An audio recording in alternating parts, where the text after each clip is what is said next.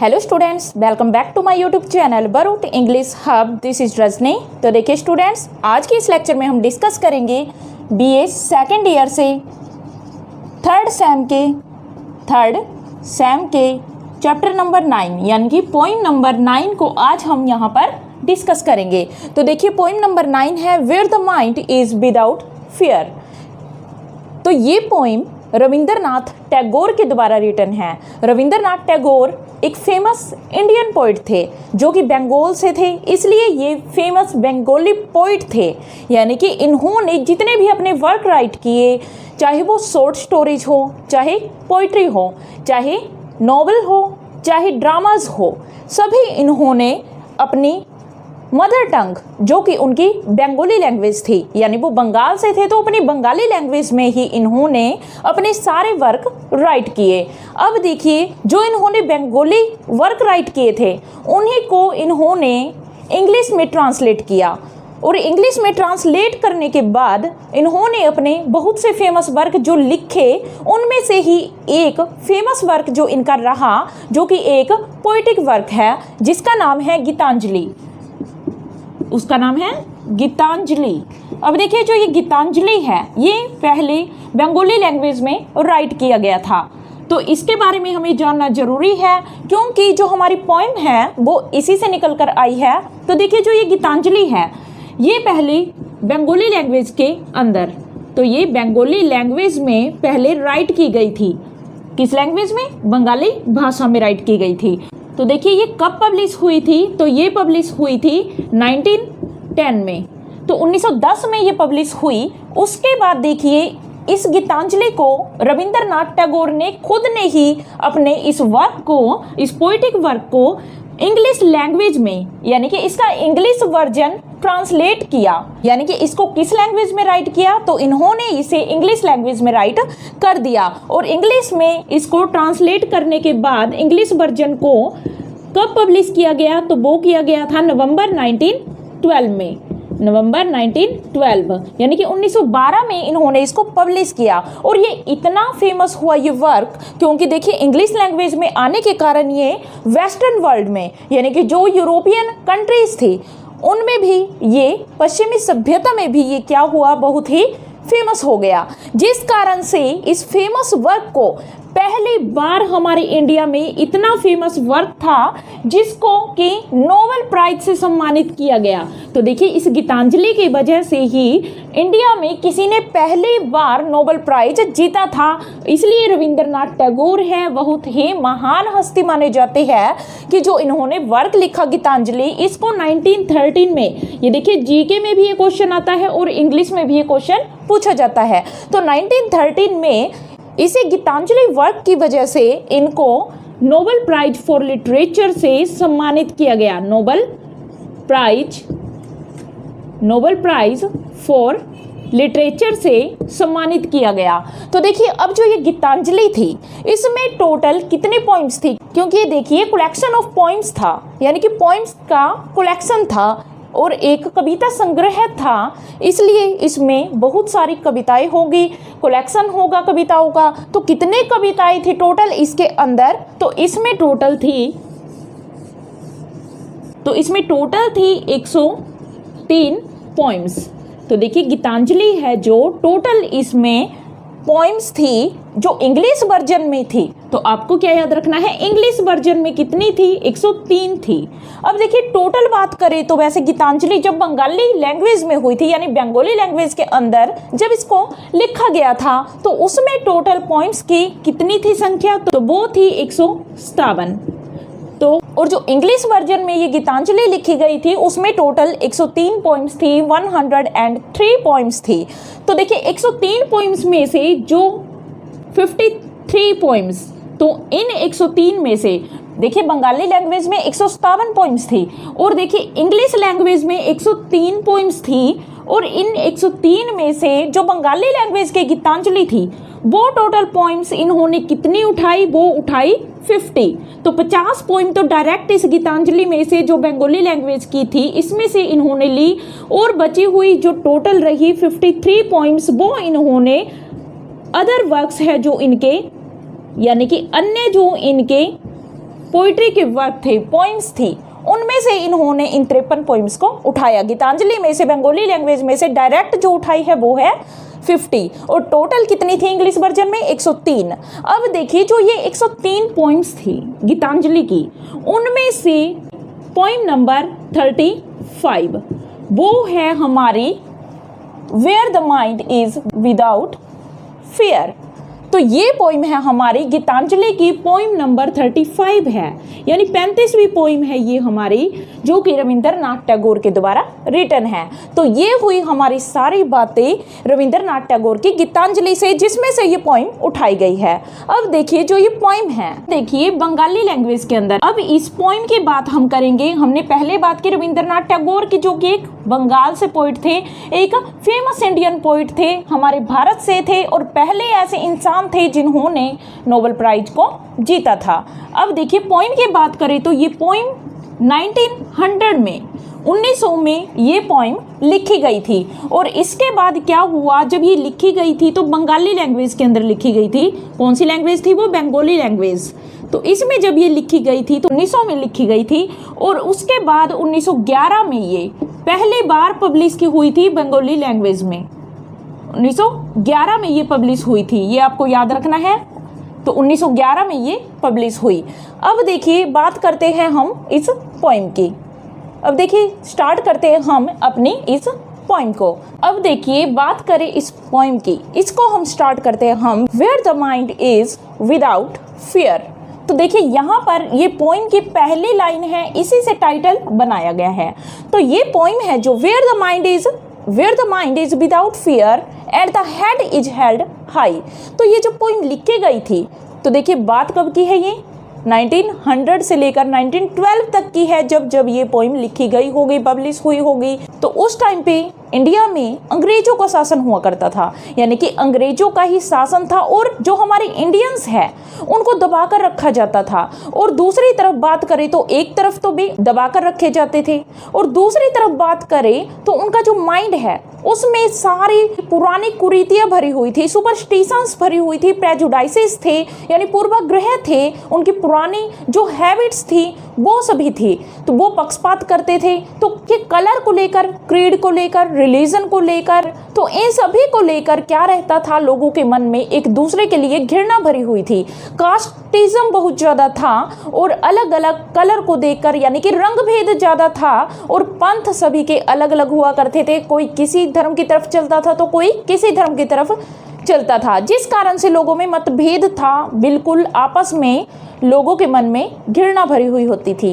तो इसी घृणा को देखते हुए और इन्हीं अंधविश्वासों को देखते हुए रविंद्रनाथ टैगोर ने ये पोइम राइट की थी, जो गीतांजलि है, और गीतांजलि में ही इसने इसको इंक्लूड किया था इस पोइम को, जिसमें क्या कहा गया है। तो देखिए यहाँ पर रविंद्रनाथ टैगोर है जो क्या कहते हैं, वो गॉड से, जिसको वो एलमाइटी कहते हैं, एलमाइटी या गॉड एक ही है, यानी कि वो भगवान से क्या करते हैं, एक प्रेयर करते हैं इस पोइम के अंदर कि वो क्या करे, where the mind is without fear, कि लोगों के अंदर ऐसा माइंड आ जाए, यानी लोगों में दिमाग ऐसा आ जाए जिससे फियर निकल जाए।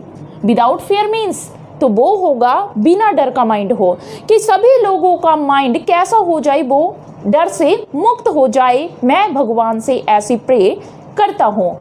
तो भगवान से वो प्रेयर करते हैं कि लोगों के मन से डर निकल जाए सारा, जो डर उनके माइंड में किसने डाला था, तो वो डाला हुआ था उस समय में अंग्रेजों ने, ब्रिटिशर्स ने डाला हुआ था। तो रविंद्रनाथ टैगोर उसी डर से मुक्ति चाहते हैं अपने देश के लोगों की, कि मेरे देश के लोगों से ब्रिटिशर्स का डर है जो वो निकल जाए।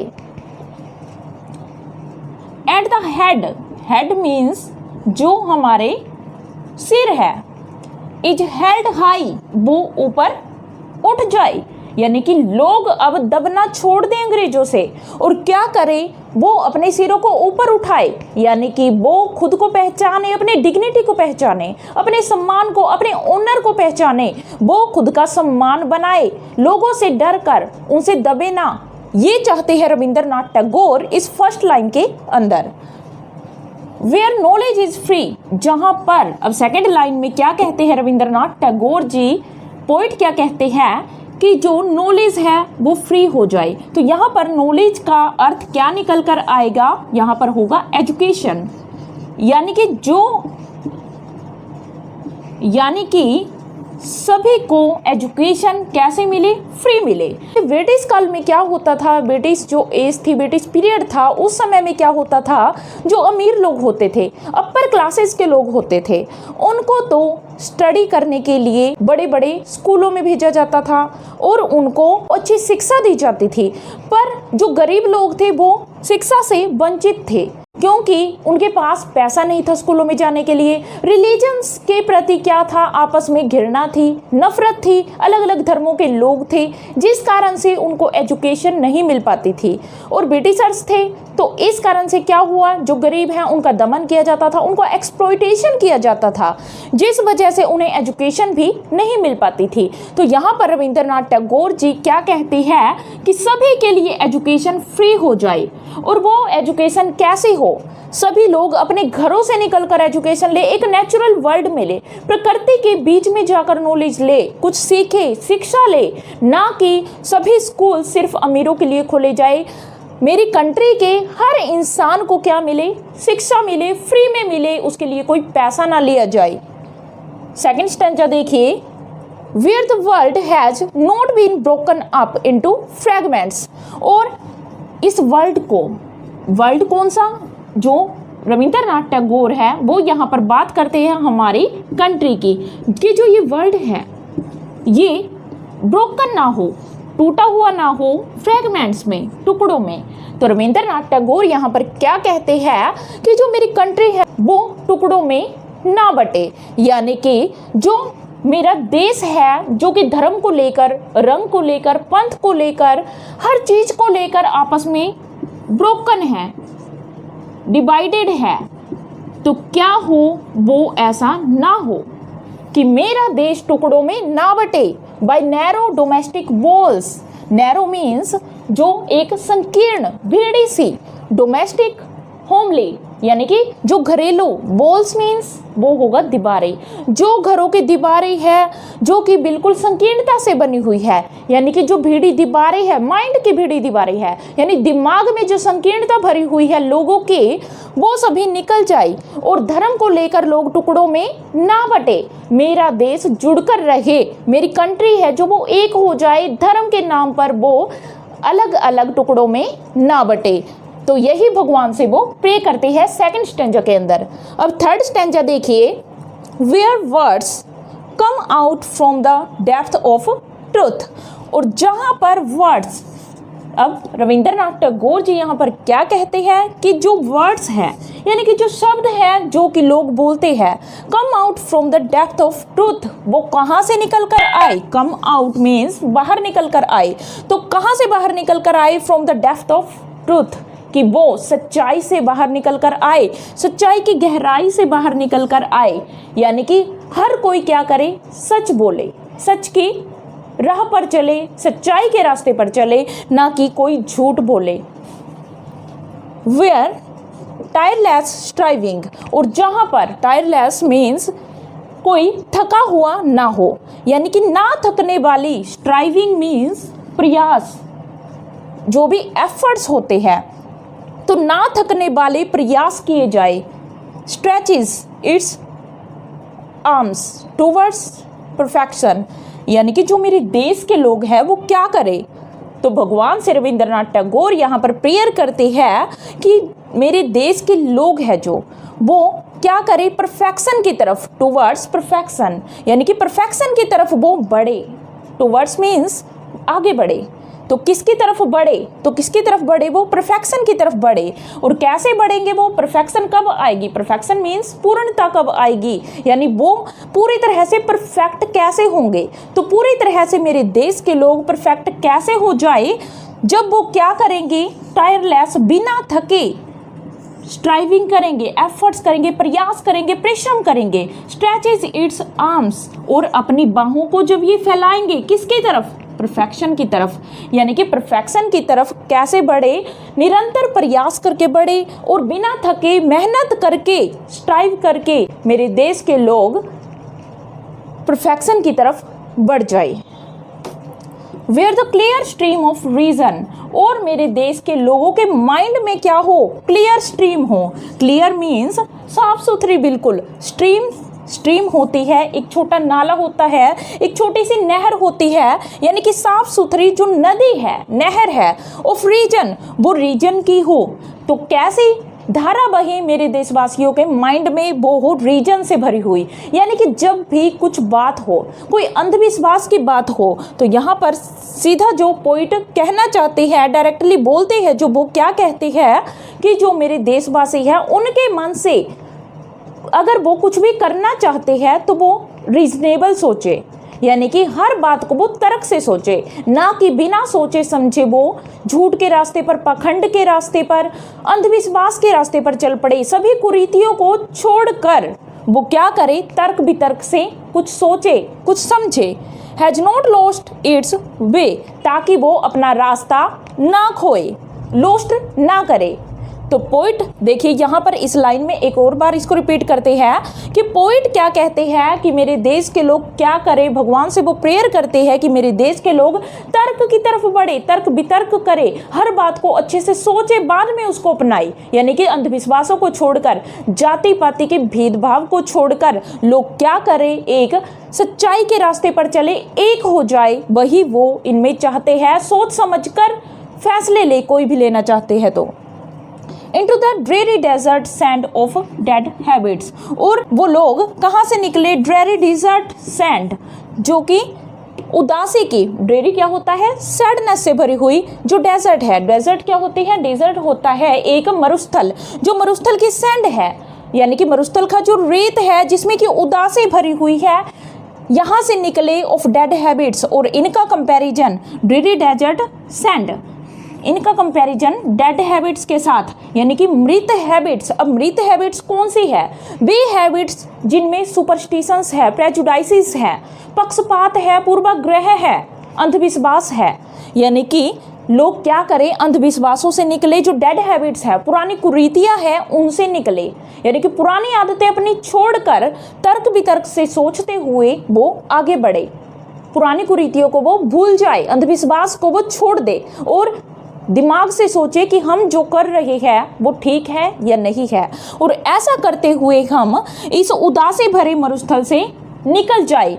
और भगवान से वो यही चाहते हैं कि मेरे देश के लोग हैं जो वो इस उदासी भरे सैंड से, इस डिजर्ट से, इस मरुस्थल से निकल जाए। अब देखिए 4th स्टैंजे में पॉइंट कहते हैं where the mind is led forward by thee, कि थी है जो यहाँ पर दी या फिर थी, ये किसके लिए यूज किया, गॉड के लिए यूज किया, अलमाइटी के लिए यूज किया है पोइट ने। तो वो भगवान से क्या कहती है, where the mind is led forward by thee, जहाँ पर क्या हो, मेरे देश के जो लोग हैं, जो कंट्री वासी हैं, मेरे देशवासी हैं, उन्हें आगे बढ़ाया जाए आपके द्वारा, उनके माइंड को सेट किया जाए, उनके माइंड को लेड किया जाए, उनका नेतृत्व किया जाए, किसके द्वारा, बाय थी, यानी कि तुम्हारे द्वारा, कि हे भगवान तुम ही क्या करो, मेरे देशवासियों के माइंड को आगे बढ़ाओ, फॉरवर्ड मीन आगे लेकर आओ, उन्हें सोचने समझने की ताकत दो।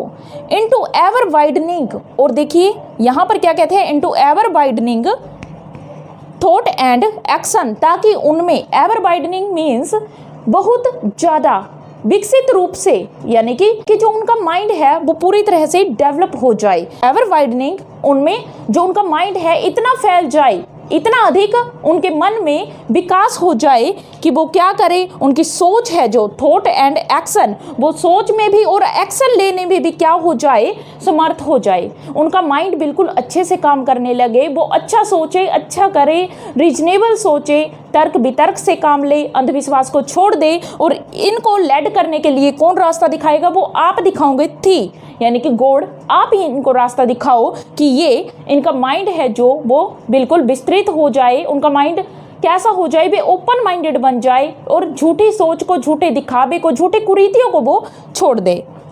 Into that heaven of freedom my father let my country awake। और अब फिर लास्ट लाइन में देखिए वो my father कहकर किसको बुलाते हैं, फिर गॉड को, अलमाइटी को बुलाते हैं वो, और क्या कहते हैं, Into that heaven of freedom, कि मेरे देश के लोग कहाँ पर पहुँच जाए, वो हेवन में पहुँच जाए, स्वर्ग में पहुँच जाए। कैसा स्वर्ग? फ्रीडम का, जिसमें स्वतंत्रता हो, यानी कि स्वतंत्रता रूपी स्वर्ग में पहुँच जाए, मेरा देश आज़ाद हो जाए इन अंग्रेजों से। My father let my country awake, और मेरी कंट्री है जो, यानी मेरे देशवासी है जो, इस देश के लोग हैं जो, वो जाग जाए। अवेक मीन्स जाग जाए, वो राइज हो जाए, वो खड़े हो जाए। वो किसके खिलाफ?